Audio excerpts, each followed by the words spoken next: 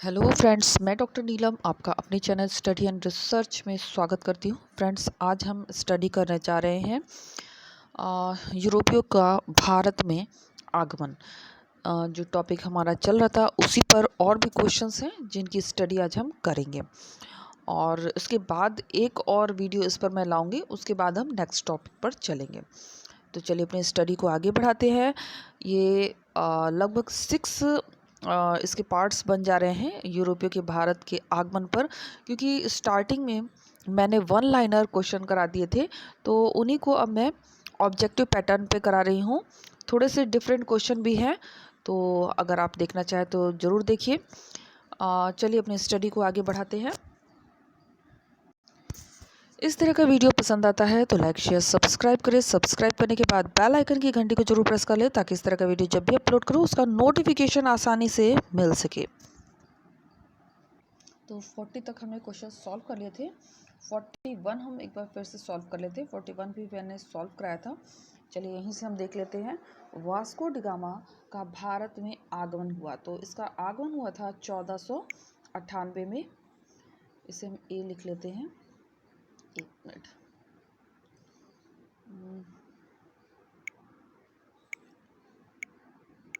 हाँ, 1498 में हुआ था। ये हो गया। फिर वास्को डिगामा का पुर्तगाल गमन, तो वास्को डिगामा का पुर्तगाल गमन हुआ था 1499 में। इसे हम बी कर लेते हैं। फिर पेट्रो अल्वर कैब्रल का भारत आगमन, तो ये हुआ था 1500 में। सी कर लेते हैं। फिर अल्मीडा का भारत में आगमन, तो यहाँ पर हो जाएगा डी, 1515 में। नेक्स्ट क्वेश्चन की ओर चलते हैं। तो 42 में ये सुमेलित करना है, और यहाँ दिए हैं इसके वर्ष। तो चलिए सुमेलित करते हैं। पुर्तगाली जो आए थे वो आए थे 1498 में। फिर अंग्रेज का देखते हैं। अंग्रेज आए थे 1600 में। डच आए थे 1602 में। फिर डेनिश आए थे 1616 में। तो इस तरह से मैच कर लेंगे। यहाँ पर भी वर्ष दिया गया है और सूची को आपस में हमें सुमेलित करना है। तो चलिए देख लेते हैं। हॉकिंस का भारत आगमन, तो हॉकिंस का भारत में आगमन हुआ था 1609 में। तो इसको यहाँ से हम मैच करेंगे। एक मिनट। यहाँ पर 1609 में हुआ था। इसके बाद है सर टॉमस रो का भारत आगमन, तो सर टॉमस रो का भारत आगमन हुआ था 1615 में। इसके बाद अल्बुकर्क का भारत आगमन, तो अल्बुकर्क का भारत आगमन हुआ था 1509 में। वास्को डी गामा का पुनः भारत आगमन 1502 में। यहाँ पे ऐसे मैच हो जाएगा। तो यहाँ पे फिर से मैचिंग का ही क्वेश्चन है। अंग्रेजों द्वारा मछलीपट्टनम में व्यापारिक कोठी का निर्माण, तो व्यापारिक कोठी का निर्माण जो हुआ था वो हुआ था 1611 में। ए का 1 ही हो जाएगा। अंग्रेजों द्वारा हुगली में व्यापारिक कोठी का निर्माण, ये हो जाएगा 1651 में। इसके बाद है फ्रांसीसियों द्वारा सूरत में प्रवेश, तो 1668 में। और फ्रांसीसियों द्वारा पांडिचेरी पर अधिकार, तो 1693 में। तो इस तरह से आप मैच कर लीजिए, क्योंकि डेट वाइज काफ़ी क्वेश्चंस बनते हैं। तो चलिए कुछ और क्वेश्चन कर लेते हैं। नेक्स्ट पेज पर हम आ गए हैं। 17 मई 1498 में वास्को डी गामा कालीकट में उतरा, तो उसका स्वागत किसने किया था? तो इसका स्वागत करने वाला था कालीकट का जो राजा था जमोरिन, उसने इसका स्वागत किया था। ऑप्शन ए हमारे यहाँ पे करेक्ट हो जाएगा। पुर्तगालियों ने भारत में सर्वप्रथम कहाँ फैक्ट्री स्थापित की थी? तो जो फैक्ट्री स्थापित की गई थी वो कालीकट होगा। ऑप्शन बी हमारा यहाँ पे करेक्ट हो जाएगा, कालीकट। 1717 ईस्वी में निम्न में से कौन से मुगल सम्राट ने अंग्रेजों की ईस्ट इंडिया कंपनी को भारत में व्यापार पर विशेषाधिकार प्रदान करने का फरमान जारी किया। तो ये विशेषाधिकार प्रदान करने वाले थे फारुखशियर, और दिसंबर में इस पर क्वेश्चन भी बना था पिछले साल। नेट की मैं बात कर रही हूँ। ब्रिटिश के साथ बेसिन की संधि निम्नलिखित पेशवाओं में से किसने की? तो किस पेशवा ने की थी बेसिन की संधि? तो बेसिन की संधि, तो ये संधि हुई थी बालाजी राव द्वितीय से। ऑप्शन डी हमारा यहाँ पे करेक्ट हो जाएगा। ईस्ट इंडिया कंपनी के नेतृत्व में रॉबर्ट क्लाइव का उत्तराधिकारी निम्न में से कौन था? तो उत्तराधिकारी कौन बना था? तो हेस्टिंग्स हो जाएंगे। ऑप्शन सी हमारा यहाँ पे करेक्ट हो जाएगा। भारत तक समुद्री मार्ग की खोज की गई थी। तो भारत तक समुद्री मार्ग की खोज की गई थी पुर्तगालियों के द्वारा, जैसा कि आपको सभी को पता है। ब्रिटिशों ने भारत में सूरत में अपनी पहली फैक्ट्री स्थापित करने की निम्नलिखित में से किससे प्राप्त की, यानी किसके द्वारा प्राप्त की गई थी? तो ये प्राप्ति हुई थी जहांगीर के द्वारा। ऑप्शन बी हमारा यहाँ पे करेक्ट हो जाएगा। भारत में समुद्री मार्ग की खोज किसने की? तो समुद्री मार्ग की खोज करने वाला वास्को डिगामा, जो कि पहली बार आया था। एक मिनट। तृतीय कर्नाटक युद्ध, एंग्लो फ्रेंच संघर्ष की समाप्ति किस संधि से हुई? तो इस संधि की समाप्ति हुई थी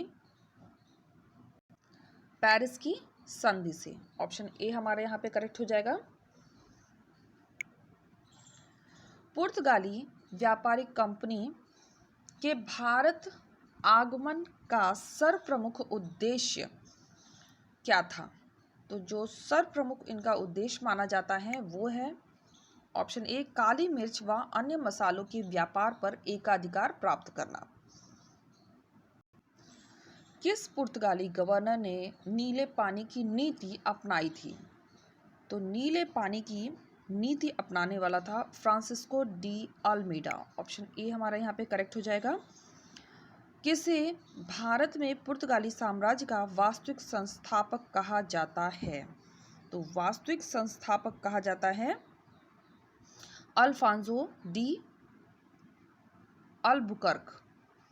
ऑप्शन बी हमारा यहाँ पे करेक्ट होगा। अल्बुकर्क ने बीजापुर के किस सुल्तान से गोवा छीना? तो गोवा छीना गया था यूसुफ आदिल शाह से। ऑप्शन ए हमारे यहाँ पे करेक्ट हो जाएगा। पुर्तगाली उपनिवेश का प्रथम गवर्नर भारत में कौन हुआ? तो प्रथम गवर्नर की बात कर रहे हैं, तो प्रथम गवर्नर जो बना था वो बना था Francisco de Almeida. Option C हमारे यहाँ पे करेक्ट होगा।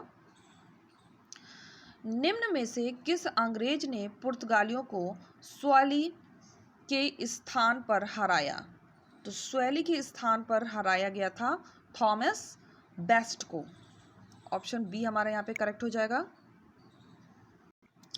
वर्ष 1498 में वास्को डिगामा भारत में कहाँ उतरा?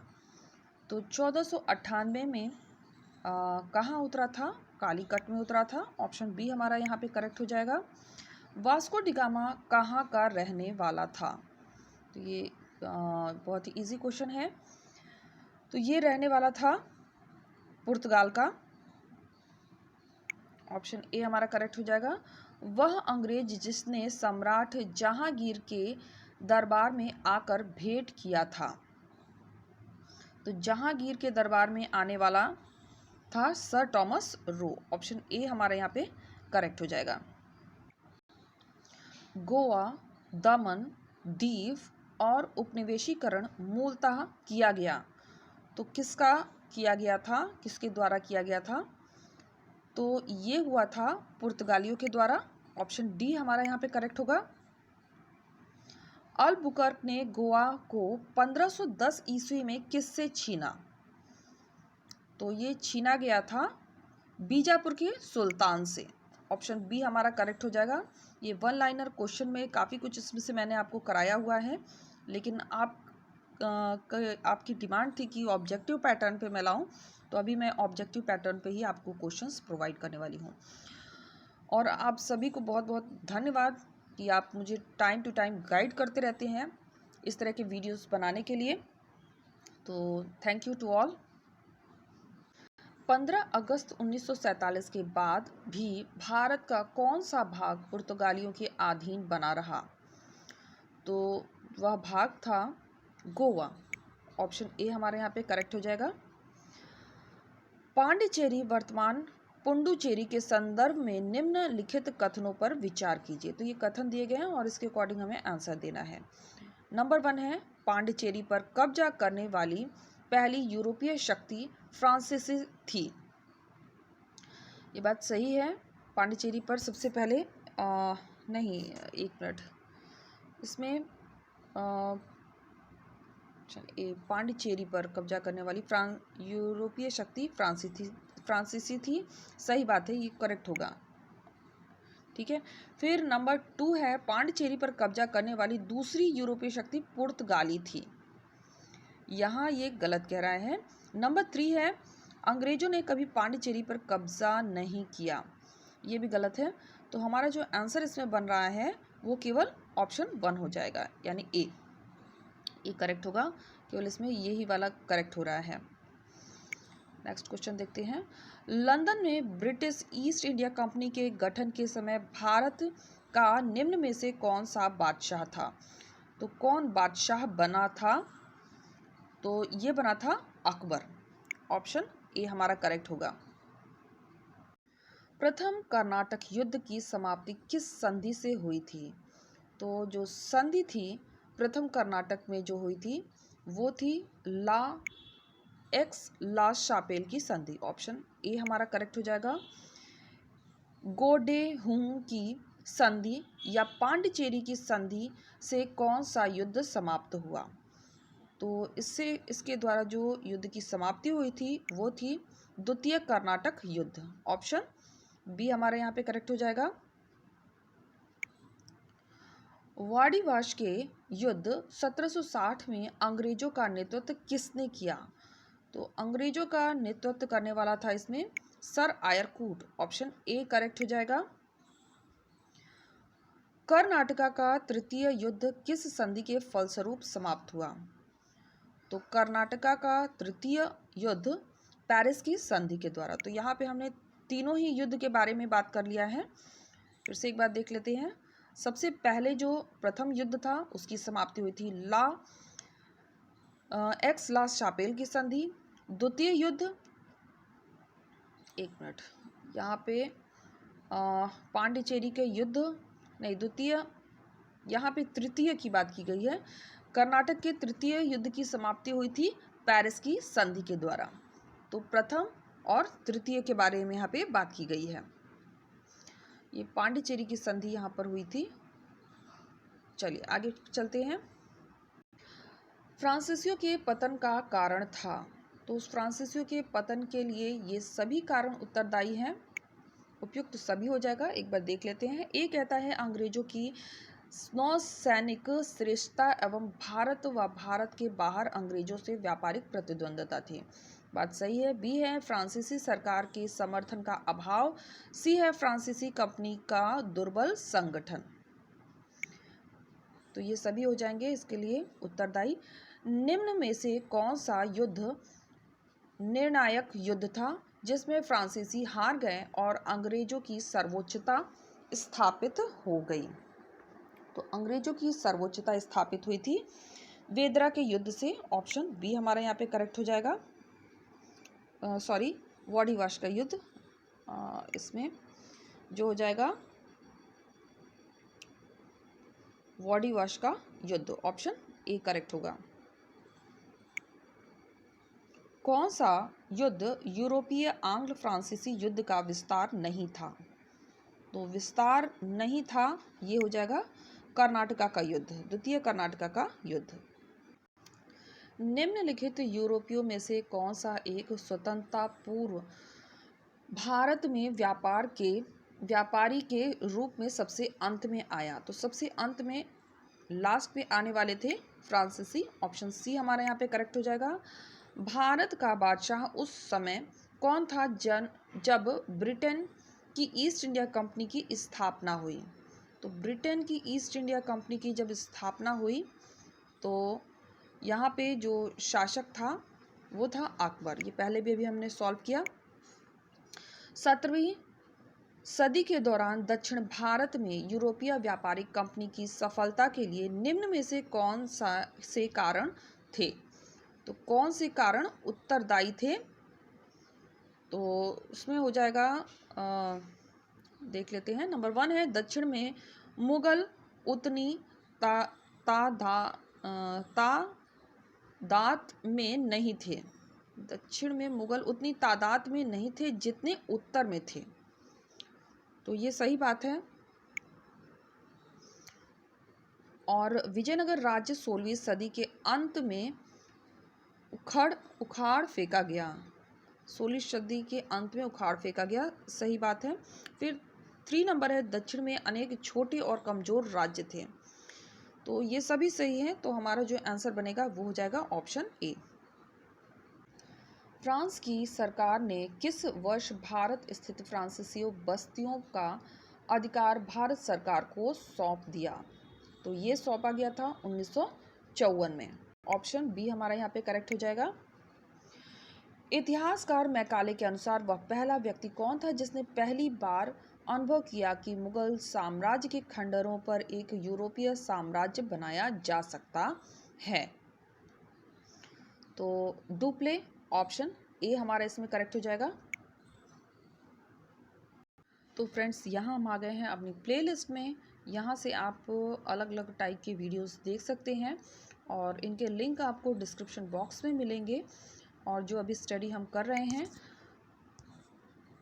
एक मिनट, जो हम स्टडी कर रहे हैं वो हम देख लेते हैं। तो ये स्टडी जो हम कर रहे हैं वो कर रहे हैं प्रैक्टिस सेट बी, और ये रहा प्लेलिस्ट इसका। प्रैक्टिस सेट बी में आपको ये सारे वीडियोस मिल जाएंगे जो कि एमसीक्यूज़ हैं, ऑब्जेक्टिव पैटर्न के क्वेश्चंस हैं, जिसे हमने एंशियंट हिस्ट्री से स्टार्ट किया था और अभी हम मॉडर्न हिस्ट्री पर आ चुके हैं। तो अगर आपने पिछले वीडियो नहीं देखे हैं तो डिस्क्रिप्शन बॉक्स में जाकर इसे देख सकते हैं। उम्मीद है आपको वीडियो पसंद आया होगा। वीडियो पसंद आता है तो लाइक शेयर सब्सक्राइब करें। सब्सक्राइब करने के बाद बेल आइकन की घंटी को जरूर प्रेस कर लें ताकि इस तरह का वीडियो जब भी अपलोड करूं उसका नोटिफिकेशन आसानी से मिल सके। Okay friends, take care and bye bye.